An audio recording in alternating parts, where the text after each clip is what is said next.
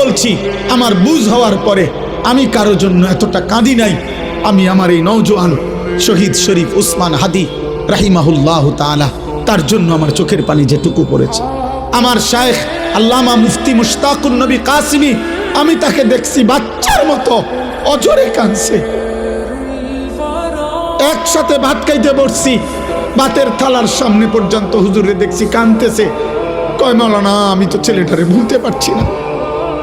আজকে তোমরা দেখছো, সারা পৃথিবী দেখছে, একজন 33 বছর বয়সের যুবক। এই যুবক ইমানদার ছিল। আমার প্রিয় ভাই, আমার কলিজার টুকরা ভাই শহীদ শরীফ উসমান হাদি রাহমাতুল্লাহ আলাইহি, এই নওজোয়ান ইমানদার নওজোয়ান 5 ওয়াক্ত নামাজ সে পড়তো প্রতিদিন। খুদার কসম, ফজরের নামাজ সে জামাতে পড়তো।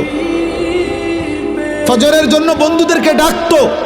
ফজরের নামাজ পড়ে তার সংসদীয় এলাকা, যেখান থেকে সে স্বতন্ত্র প্রার্থী হতে চেয়েছে, সেখানে ওয়ার্কিং করত। যেদিন গুলিবিদ্ধ হয়েছে সেদিন তো সে জুমার নামাজ পড়ে আল্লাহকে সেজদা দিয়ে মসজিদ থেকে বাইর হয়েছে। এর কিছুক্ষণের মধ্যেই সে গুলিবিদ্ধ হয়েছে। সে হাফেজে কোরআন ছিল, তার বাবা আলেম ছিলেন, তার বড় ভাই আলেম, সে মাদ্রাসার ছাত্র ছিল, সে আল্লাহকে ভালোবাসতো, পাক্কা ইমানদার ছিল। তার হৃদয়ের সবটায় দেশপ্রেম, মাতৃভূমির 1 ইঞ্চি জমিন, মাতৃভূমির 1 ইঞ্চি জমিনের আজাদি, স্বাধীনতা, সার্বভৌমত্ব সে দিল থেকে চেয়েছিল। তার বক্তব্য এটাই ছিল যে আমি আমার মাতৃভূমির 1 ইঞ্চি জমিন আমি কাউকে নিতে দেব না, নিতে দেব না। এক যুবক আল্লাহকেও রাজি করেছে, মাতৃভূমির প্রতি ভালোবাসা দেখাইছে।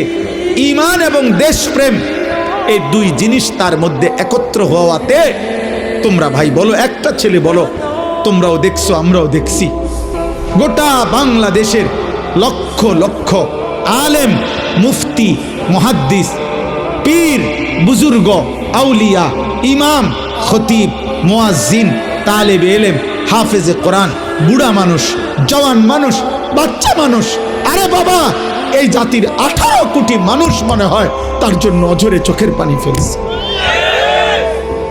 আমি অসংখ্য আলেমের মুখে শুনছি, আমি নিজে বলছি, আমার বুঝ হওয়ার পরে আমি কারো জন্য এতটা কাঁদি নাই। আমি আমার এই নওজোয়ান শহীদ শরীফ উসমান হাদি রাহিমাহুল্লাহ তাআলা, তার জন্য আমার চোখের পানি যেটুকু পড়েছে। আমার শায়েখ আল্লামা মুফতি মুশতাকুন নবী কাসিমি, আমি তাকে দেখছি বাচ্চার মতো অঝরে কাঁদছে।